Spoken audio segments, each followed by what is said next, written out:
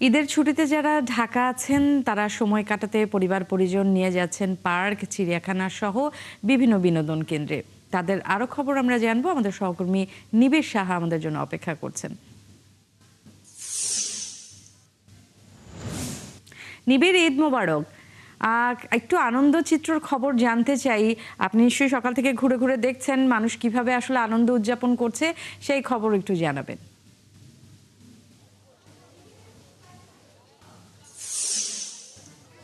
ঈদ মোবারক Nancy. সকাল থেকে আমি আছি জাতীয় চিড়িয়াখানায় এবং এইখানে সকালে দর্শনার্থীদের যে চাপ আমি দেখেছি, সময় যাওয়ার সঙ্গে সঙ্গে দেখছি যে সেই চাপ কিন্তু বেশ খানিকটা বেড়েছে এবং বিকেলে যতই বিকেল হবে, বিকেল গড়াবে, ততই কিন্তু আসলে এই যে দর্শনার্থীদের যে চাপ, সেই চাপ বাড়বে এমনটি কিন্তু আসলে দেখা যাচ্ছে। এবং আজকে ঈদ উদযাপন করে সকালে ঈদের নামাজ পড়ে পরিবারের সাথে সময় কাটিয়ে কিন্তু রাজধানীতে যারা ঈদ করছেন তারা কিন্তু বিনোদনের জন্য পরিবারের সদস্যদের নিয়ে একটু সুন্দর সময় কাটানোর জন্য তারা অনেকেই এসেছেন জাতীয় চিড়িয়াখানায়। এইখানে তারা এই যে প্রায় 3000 প্রাণী রয়েছে এই জাতীয় চিড়িয়াখানায়, সেগুলো দেখছেন।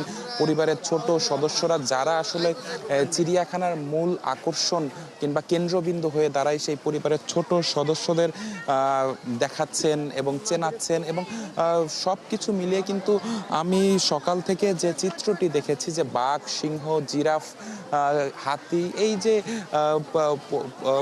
প্রাণীগুলো রয়েছে, এই প্রাণীগুলো যে দেখতে কিন্তু আসলে শিশুরা সবচেয়ে বেশি ভিড় করছে। সেই সাথে যদি বলি যে শিশুদের সাথে কিন্তু আসলে তাদের যে অভিভাবক কিংবা বড়দেরও কিন্তু আগ্রহের শেষ নেই। তারাও কিন্তু আসলে দেখা যাচ্ছে যে সকালে তারা তাদের বাড়িতে ঈদ উদযাপন করেছেন এবং তারপর তারা পরিবার সমেত তারা বাইরে এসেছেন এবং দীর্ঘ পরিকল্পনা নিয়ে তারা ঘুরে বেড়াচ্ছেন এবং পরিবারের সাথে ঈদ উদযাপন করছেন। আমি কথা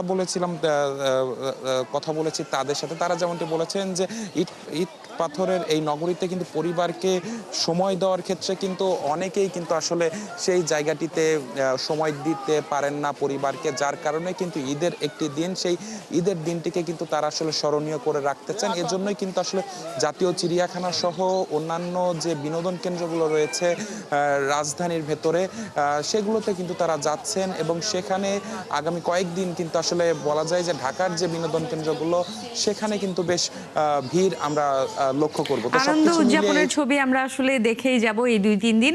নিবিড়, আপনাকে ধন্যবাদ।